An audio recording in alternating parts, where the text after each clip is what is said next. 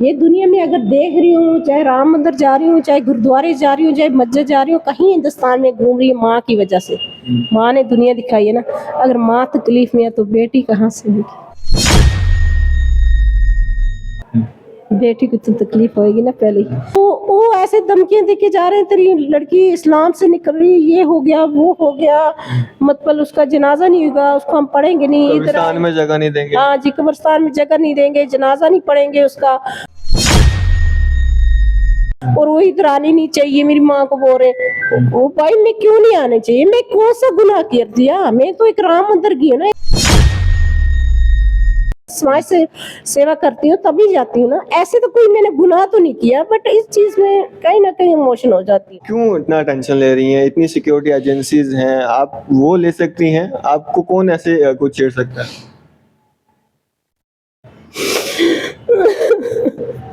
आप रोने लग गए।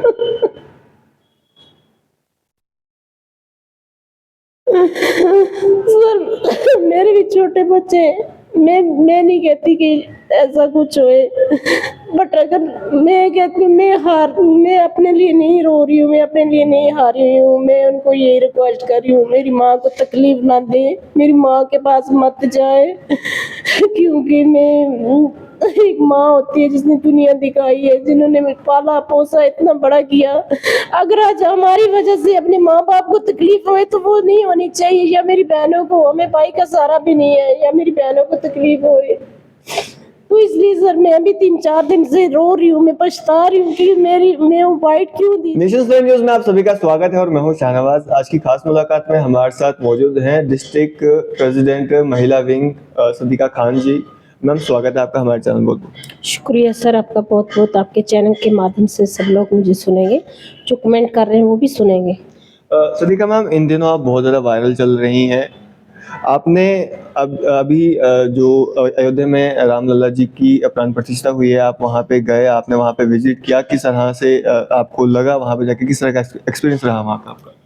वहाँ बहुत अच्छा लगा, इतना अच्छा लगा, सुकून आया, हर पूरे अयोध्या में राम राम चल रहा है, जैसे एक मेला लगा हुआ है, और मेरे को इतना सुकून आया, मेरा तो दिल ही नहीं कर रहा था आने का, मैं कहती थी वहाँ ही बैठ जाऊँ, मुझे मजबूरन आना पड़ता है क्योंकि फैमिली को देखना पड़ता है, तो इसलिए वापस आ गई। तो आपको कैसे लगा मुझे वहाँ जाना चाहिए, जो वहाँ पे रामलला जी की प्राण प्रतिष्ठा हो रही है, वहाँ पे देखना चाहिए वो सारा मंजर? सर मुझे ऐसा कुछ नहीं प्लान था, ना मैं अयोध्या का नाम कभी सुना था, ना मैं उस इलाके में कभी गई थी, ऐसा मुझे कोई मेरा प्लान किसी तरह का भी नहीं था, बट एक करिश्मा होता है, ये अचानक करिश्मा हुआ, इंसान के रूप में लल्ला जी आते हैं, वो बुलाते हैं मुझे, बस। अब लोगों ने मजाक बनाई है लल्ला जी इसको क्यों सपने में आए, वो खुदा को पता है मैं झूठ बोल रही हूँ कि सच बोल रही हूँ, मेरा अल्लाह जानता है और लल्ला जी जानते हैं, वो तो सभी जानते हैं ना, लोगों को क्या पता है कि इंसान क्या किसी की बेविश्वानी कर निकाल सकता है, कुछ निकाल सकता है, तो ये खुदा जानता है, मेरे खुदा के साथ अच्छे मतलब है, तो मैं हमेशा खुदा के ऊपर डोरी अपनी छोड़ती हूँ जब भी निकलती हूँ। तो आज तक लाइफ में मुझे 15-20 साल हो गए ड्राइविंग करते, मुझे कभी कोई प्रॉब्लम रास्ते में नहीं, मेरी कभी गाड़ी नहीं खराब हुई, कोई एक्सीडेंट नहीं हुआ, किसी तरह का कोई प्रॉब्लम नहीं हुई है, मैं हमेशा खुदा का नाम लेके निकलती हूँ। तो जब आपको सपना आया उसके बाद आपने क्या किया? घर में किससे बात की कि मैं इस तरह से मुझे सपना आया है तो अब मैं वहाँ पे जाने की तैयारी कर रही हूँ? सर जैसे मेरे काम मतलब समाज सेवा के काम है मेरे, मैं 15 साल से लंगर लगाती हूँ, चंडीगढ़, पंजाब, जम्मू, कहीं ना कहीं जहाँ भी छोटा होता है या किसी गरीब लड़की की शादी होती है तो मैं ज़रूर हिस्सा लेती हूँ, क्योंकि इन चीज़ों में मुझे शौक़ है, मैं लगन है कि मैं ये काम करूँ। तो उसके बाद जो पीड़ित बीमारी के, बड़ी बीमारी के पीड़ित होते हैं, चाहे वो कैंसर मरीज लगा लो, किसी तरह का भी लगाओ, जिसको मेरी हेल्प की ज़रूरत होती है मैं उनके साथ खड़ी होती हूँ। और अपोला में मैंने 3 मरीजों का, कैंसर वालों का इलाज करवाया हुआ, शायद मेरी यही भक्ति है, मुझे तभी लल्ला जी सपने में आए होंगे, तभी मैं इतने दूर पहुँची हूँ। तो उसके बाद आपने अपना सफ़र कब शुरू किया? क्या-क्या आपके साथ सफ़र में हुआ? 18 तारीख को मैं रात के 2 बजे सो रही हूँ घूम नींद में, मुझे कोई पता नहीं, जैसे रोज सोती हूँ ऐसे सो रही हूँ, अचानक उससे मुझे इंसान के रूप में लल्ला जी की शक्ल आ रही है मेरे आगे, तो वो मुझे झुंझुना रहे, उठ जा सादिका, जब तू हर जगह लंगरों में हर जगह तू आगे होती है तो अयोध्या पहुंच, तू अयोध्या पहुंच, 3 बार ही उन्होंने मुझे बोला तू अयोध्या पहुंच। तो तो मैं उठी, घबरा गई हूँ। 10 मिनट में सोच बैठी हूँ, ऐसे ऐसे ऐसे किया कि भाई ये क्या हुआ, आज तक मुझे ऐसा सपना आया नहीं है, तो आज क्यों आया। मैं उठ के फिर अल्लाह का नाम लिया, तौबा तकसीर भी पड़ी मैंने कि क्या पता मैं डर गई हूँ, सपने में क्या हुआ। बट वो आवाज़ मेरे दिमाग में चल रही है, अयोध्या जाना है, अयोध्या जाना है। तो मैं रात को 2 बजे अपनी माँ को जगाती हूँ, झुनझुनाती हूँ, मम्मी उठ। तो अम्मी कह रही है कि हाँ क्या हुआ क्या हुआ। मैं कहा ऐसे ऐसे हुआ। खैर उसको इतना बेचारी को नॉलेज नहीं है कि वो नमाज रोजे में ही रहती है, घरेलू है, तो आपको पता ही है गांव के लोग कैसे होते हैं। तो उसने इतना दिया, उसको क्या पता अयोध्या क्या तो या तो राम किया, और उसको नहीं पता। वो कह, मैंने कहा मैं जा रही हूँ, मैं जा रही हूँ। कहती है नहीं नहीं इस टाइम नहीं जाना, साधना टॉप है जो खतरनाक एरिया हमारा, वहाँ अक्सर एक्सीडेंट होते रहते हैं और 3-4 महीने 6 महीने हम बंद रहते हैं बर्फ की वजह से। बट वो चीज़ मैंने नहीं सोची, मेरे को जुनून चढ़ गया, मेरे को बार बार ये अयोध्या पहुंचना अयोध्या पहुंचना। तो चल पड़ी, मैं रात के 2 बजे गाड़ी की चाबी लगाई तो चले। कुपवाड़ा भी पार कर लिया, श्रीनगर भी पार कर लिया, जम्मू आके लंच करने लगी। लंच करके खा के बाहर निकली थी, तो गाड़ी पे मैंने कुछ तिरंगे लगा लिए थे कि अपनी मौज मस्ती में चल रही थी। मीडिया देख लेती है तो भाग के आती है, मैडम कहाँ से आई है, कहाँ जा रही है। उनको मैं बोल देती हूँ मुझे सपना आया, ऐसे ऐसे आया। मुझे नहीं पता था इतना वायरल होएगा, मेरे घर वालों को तकलीफ होएगी मेरी वजह से। अगर मुझे ऐसा कुछ पता होता तो मैं कभी इस मीडिया को हाथ जोड़ देती, पर मैं ये बात ना बोलती। तो चलिए जी, वो वायरल हो जाता है तो मैं पहुंच जाती हूँ 22 तारीख की 1:30 बजे वहाँ अयोध्या में। तो 2 बजे मैं अंदर पहुंचती हूँ। अभी मतलब अपने मोदी जी वहाँ पे पूजा जारी करके निकल रहे थे, तो उधर ही जो लल्ला जी का भोग था, मुझे फिर वीआईपी कार्ड भी मिल गया, मेरा वेलकम भी अच्छी तरह हुआ। फिर उसके बाद वो कार्ड लेके मैं अंदर गई, तो मैं उसी भोग से अपना व्रत तोड़ा। मैं 2 दिन का व्रत भी रख लिया, क्योंकि रोजा नहीं कह सकती, क्योंकि 2 दिन हो गए थे। हमारा तो सैरगी होती है और शाम को हम अफ्तारी होती है, तो वो जरूर करनी होती है, उसमें तब रोजा आता है। बट 2 दिन कुछ नहीं खाया तो वो व्रत में चला गया। तो वो व्रत भी रखा। मोदी जी ने 11 व्रत रखे, मैंने 2 रखे, तो अच्छी तरह गई, एंजॉय किया। 3 दिन रही, 3 दिन लगातार मैंने लल्ला जी के वहां जाके मूर्ति के आगे मैं बैठी, देखती रही। तो वही चीजें मेरे अंदर चल रही हैं, अभी भी मेरे दिमाग में वही चीजें, वही मंदिर चल रहा है, वही मेला चल रहा है, वही सब कुछ चल रहा है। सदीका जी, लेकिन व्रत में भी तो कुछ ना कुछ थोड़ा बहुत खाते ही हैं, जैसे व्रत वाले चावल हो गए, चिप्स हो गए, कुछ ना कुछ तो खाते हैं। नहीं सर, मैंने कुछ खाया ही नहीं है, मैंने कुछ नहीं ना, मैं किस स्टे किया। मैं अपनी गाड़ी में 1-2 घंटे जरूर सोई हूँ, वो भी आगे मौसम बहुत खराब था, धुंध थी, दिख नहीं रहा था। उस रोड को गाड़ी ट्रैफिक बहुत कम चलती है, आगरा रोड को ना, वहाँ कम चलता है। और ना ही उधर खाने का कोई अरेंजमेंट है, कंटीने ऐसे 2-3, तो वो उनके आगे ही मैं लगा के सो गई थी। मैं उतरी नहीं, क्योंकि बहुत लेट हो गया था, रात के टाइम था।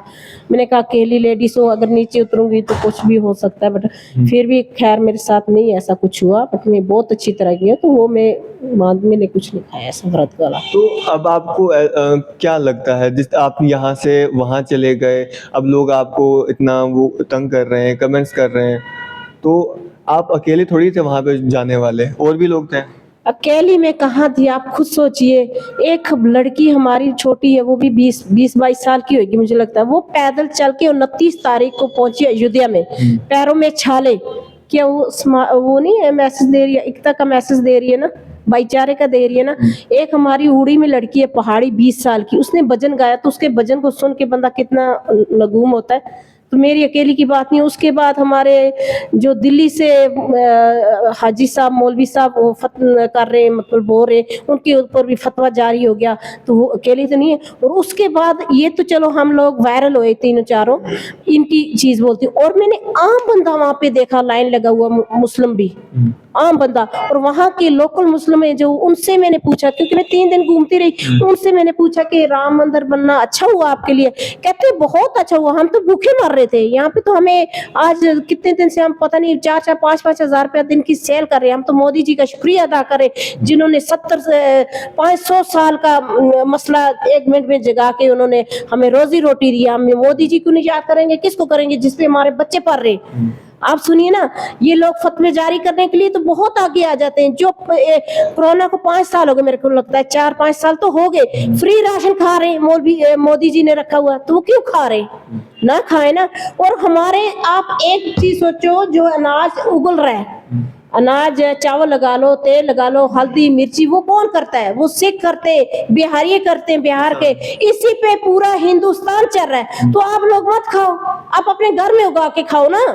अगर आप हिंदू मुस्लिम का वो कर रहे हो, आप लोग अपने घर में उगाओ, खाओ वो चीजें। देखो मैं आपका घर चल रहा है कि नहीं चल रहा, या सरकार भी देखे चल रहा है कि नहीं चल रहा। आप ऐसी ऐसी बातें करते हो। मोदी जी ने जो किया ना कोई भी नहीं कर सकता, क्योंकि हजारों आई है सरकारें और गठबंधन में भी आई है सरकारें, बट किसी ने कुछ भी नहीं किया हिंदुस्तान के लिए। एक मोदी अकेला सबके लिए भारी है, मोदी अकेला सबके लिए भारी है। मोदी जी का एक नारा है, सबका साथ सबका विश्वास। सबका विश्वास बड़ी चीज है, सबका साथ सबका, भूल गई थोड़ा मैं, विकास। सबका साथ सबका विकास सबका विश्वास। तो एक ही नारा रखा हुआ है, गरीब का अमीर का सबका एक नारा रखा हुआ। तो आप सोचिए क्या मोदी जी ने कुछ गलत किया? कितने मसले हाल किए। ये मसला तो कभी जिंदगी में कोर्ट में सड़ रहा था, हाल हो सकता था, मोदी जी ने चंद दिनों में कर दिया। मोदी जी ने सब गरीब के लिए अब गरीब मतलब एक मंजे पे वहीं सड़ सड़ के बेचारा मर जाता था, इलाज नहीं कराता था, गोल्डन कार्ड दिए मोदी जी ने। उनकी जेब में 5 लाख है इस टाइम, वो जा रहे हैं बड़ी सी बड़ी हॉस्पिटल में इलाज करवाने। अच्छा पेंशन हर मतलब बेटी के लिए, बहू के लिए, जो अब बेचारियां बेवा दूसरी तीसरी गरीब जो भी थी, वो आंखों में अंधी हो जाती थी धुआं जाकर करके, तो गैस चूल्हे क्या कुछ नहीं किया मोदी जी ने, तो क्यों बदनाम करे? एक मोदी भारी है सबके ऊपर, पूरी सरकारों के ऊपर। सरिका जी, मैं आपका एक वीडियो देख रहा था जिसमें आप बहुत ज्यादा रो रहे थे, क्या कारण है, आप क्यों रो रहे थे वहां पे? अब फिर वही बात आ गई।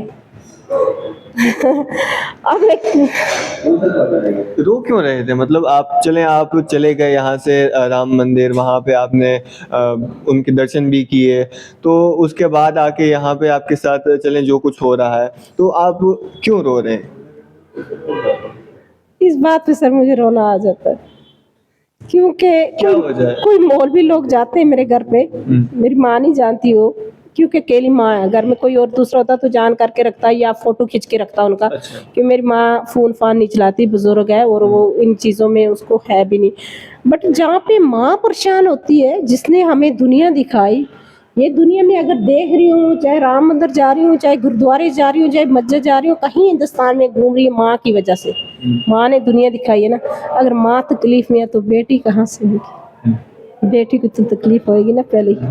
3-4 दिन से मेरी मम्मी रो रही है, मुझे वॉइस रिकॉर्ड ना भेज रही है मेरी बहन के फ़ोन से रो रो के, कि बेटा तूने ऐसा किया तो घर में आके ऐसे ऐसे बोल रहे तेरे कि बेटी इस्लाम से निकल गई है। इस्लाम कच्चा मजहब है, आप बताइए, कच्चा मजहब है इस्लाम। इस्लाम जैसा तो मैं कहती हूँ मजहब ही नहीं है। तो वो ऐसे धमकियां देके जा रहे हैं, तेरी लड़की इस्लाम से निकल रही, ये हो गया वो हो गया, मतलब उसका जनाजा नहीं होगा, उसको हम पढ़ेंगे नहीं, इधर कब्रिस्तान में जगह नहीं देंगे। हाँ जी, कब्रिस्तान में जगह नहीं देंगे, जनाजा नहीं पढ़ेंगे उसका, और वो इधर आनी नहीं चाहिए, मेरी माँ को बोल रहे। वो भाई मैं क्यों नहीं आने चाहिए? मैं कौन सा गुनाह कर दिया? मैं तो एक राम मंदिर गई हूँ ना, एक अच्छा मैसेज देने गई हूँ, एकता का मैसेज, समाज से सेवा करती हूँ तभी जाती हूँ ना, ऐसे तो कोई मैंने गुनाह तो नहीं किया, बट इस चीज में कहीं ना कहीं इमोशन हो जाती हूँ। आपको लगता है जो आपने किया है, आपने वहाँ विजिट किया, ये इससे आपकी फैमिली पे भी खतरा ये बन सकता है? बन गया सर, मैं इस चीज को लेके बहुत तकलीफ में हूँ। अगर मुझे पता होता कि ऐसा कुछ होएगा, मैं वो बाइट ना देती, मैं मीडिया के आगे हाथ जोड़ देती, बाइट ना देती। मैं कहीं ना कहीं टूट गई हूँ, तकलीफ में हूँ, फैमिली की वजह से, अपनी मम्मी की वजह से। अब और क्या बोलूँ आप। तो आप इतना इमोशनल हो रहे हैं, कहीं ना कहीं आपको लगता है कि आपकी वजह से जो है आपकी फैमिली पे गाज गिर सकती है? गिर सकती जरूर। मैं सरकार से यही अपील करती हूँ, मेरी फैमिली का ध्यान रखना। मैं हूँ ना हूँ कोई बात नहीं, वो कहते हैं ना, वो एक शेर है, हजारे मंजिल होंगी हजारे कार होंगे, जमाना हमको ढूंढेगा न जाने हम कहाँ होंगे। कि हम इस दुनिया में नहीं होंगे तो यादें मेरी जरूर रहेंगी। जब इस दुनिया से जाऊंगी तो मैं खुश नसीब समझती अपने आप को, क्योंकि पूरे हिंदुस्तान के हाथों में जाऊंगी। बहुत ऐसा वक्त सबका आना है कि हर किसी को जाना है और यादें रह जाती, इंसान चला जाता है, लेकिन आप अभी क्यों टेंशन ले रही हैं? पर सर मैं इस चीज से नहीं डरती, मैं मरने से नहीं डरती। मैं कहती हूँ कि इंसान की 100 साल की लिमिट है, इंसान मरेगा जरूर, मरने के लिए आए, बिल्कुल सारे मरेंगे, अपने वक्त पे मरेंगे। पर मुझे लगता है कि जैसी मुझे धमकियां थिंकिंग ये चीजें आ रही है, तो शायद मेरा टाइम आ गया है। आप क्यों इतना टेंशन ले रही हैं? इतनी सिक्योरिटी एजेंसीज हैं, आप वो ले सकती हैं, आपको कौन ऐसे कुछ छेड़ सकता है?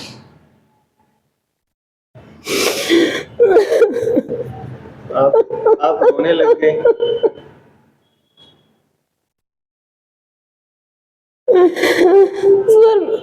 मेरे भी छोटे बच्चे हैं। मैं नहीं कहती कि ऐसा कुछ होए, बट अगर मैं कहती हूँ, मैं अपने लिए नहीं रो रही हूँ, मैं अपने लिए नहीं हारी हूँ। मैं उनको यही रिक्वेस्ट कर रही हूँ, मेरी माँ को तकलीफ ना दे, मेरी माँ के पास मत जाए, क्योंकि मैं एक माँ होती है जिसने दुनिया दिखाई है, जिन्होंने पाला पोसा इतना बड़ा किया। अगर आज हमारी वजह से अपने माँ बाप को तकलीफ होए तो वो नहीं होनी चाहिए, या मेरी बहनों को, हमें भाई का सहारा भी नहीं है, या मेरी बहनों को तकलीफ होए। तो इसलिए सर मैं भी 3-4 दिन से रो रही हूँ, मैं पछता रही हूँ कि मैं वो वाइट क्यों दी थी। मुझे नहीं पता था इतनी वायरल हो जाएगी, मेरे घर के परेशान होंगे, क्योंकि मैं भी अच्छी फैमिली से हूँ। मेरे सब इस्लाम, मेरे जो सिस्टर का जमाई है उसके पीछे हजारों लोग नमाज पढ़ते हैं, इमाम है वो मस्जिद में, और मैं कहीं ना कहीं मुझे तकलीफ उन लोगों की वजह से है, क्योंकि बहनें परेशान हो रही है, माँ परेशान हो रही है, माँ को जाके अकेली उसको दम तका रहे हैं। और सरकार से रो के अपील करती हूँ कि सरकार मेरी माँ का ध्यान रखे। बस मुझे नहीं पता था, मैं माफ़ी मांगती हूँ अगर मेरे से कोई गलती हुई, मेरी माँ को तकलीफ मिल रही है आपके चैनल के माध्यम से।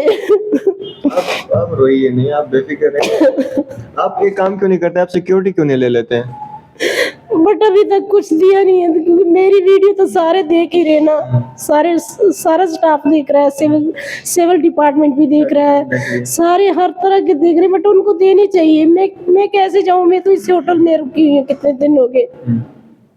यही कारण आप यहाँ अभी तक घर नहीं गए? नहीं गए अभी, ये कारण सिक्योरिटी का कारण भी है, कुछ रास्ते भी बंद हैं, तो मैं दुखी होके बैठी हूँ यहाँ पे, और अभी कोई सुनवाई नहीं हुई मेरी, यही बात है। तो आपके मुताबिक आपने जब कुछ गलत किया नहीं है, आपने एकता का मैसेज देने के लिए ये स्टेप उठाया था, तो क्यों नहीं लोग ये चीज़ समझ पाते हैं जितना आप समझा रहे हैं? आप सुनिए मेरी बात, मैं ये स्टेप नहीं उठाना चाहती थी, ना उठाया ना, मैंने प्लान से उठाया।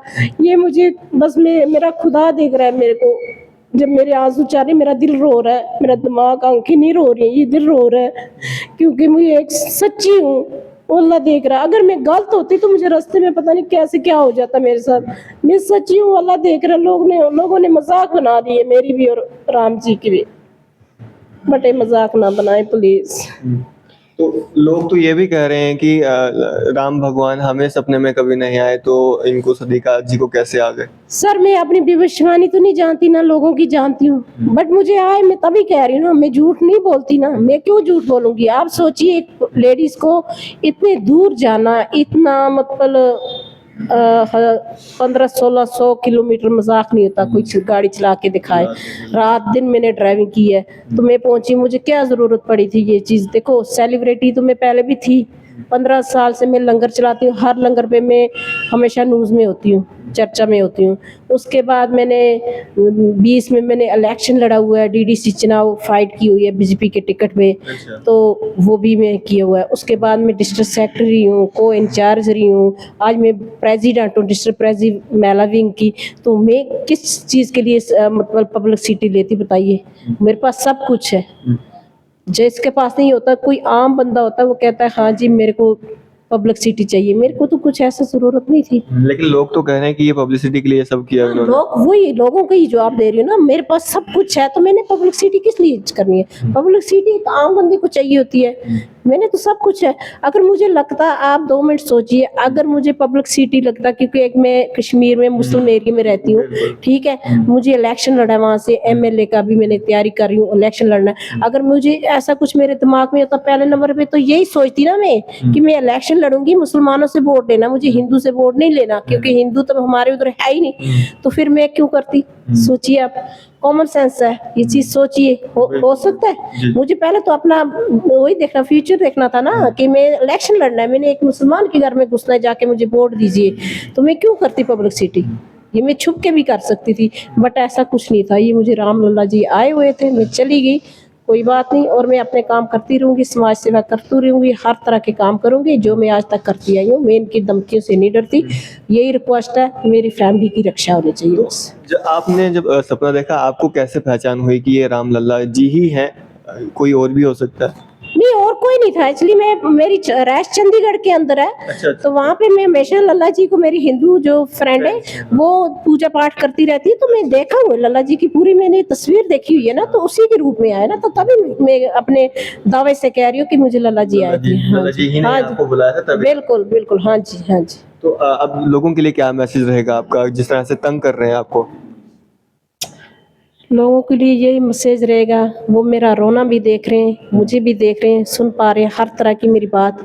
मैं उनको यही कहती हूँ किसी को परेशान मत करो, अगर अच्छा काम नहीं कर सकते तो बुरा भी मत करो, क्योंकि मैं नहीं चाहती कि आपके साथ कुछ होए मेरी तरफ से। मैं नहीं चाहती ना, मैं कंप्लेंट, मुझे अभी तक कई लोग बोलने लगे कंप्लेंट कर, मैं नहीं करना चाह रही, क्योंकि जिस जिसके मैसेज आए हुए तो वो साथ में आती है, आईडी भी आती आईडी भी आ जाती है, है, आईडी भी आ जाती है, उनका सब कुछ आ जाती है, बट मैं वो करना नहीं चाहती। आप ऐसे गलत मैसेज ना करो, समाज सेवा करो और उसके बाद एकता बनाए रखो, भाईचारा बनाए रखो, क्योंकि जो मैं कर रही हूँ आप लोग भी कीजिए। ये दुनिया पे धर्म बने, ऊपर से हम एक आए, राम रहीम एक है, ये हम दुनिया पे धर्म बनाए। हम वो जिस घर में हम जन्म लेते हैं उस घर वाले हमें सिखाते हैं आप इस्लाम धर्म में आए हो, तो हमें कुरान शरीफ पढ़ना सिखाते हैं, नमाज पढ़ना सिखाते हैं, हम उसी रास्ते। हिंदू आता है वो पूजा पाठ सिखाते हैं उसी रास्ते में, सिख आता है उसको गुरुद्वारे का सिखाते हैं, ईसाई आता है चर्च का।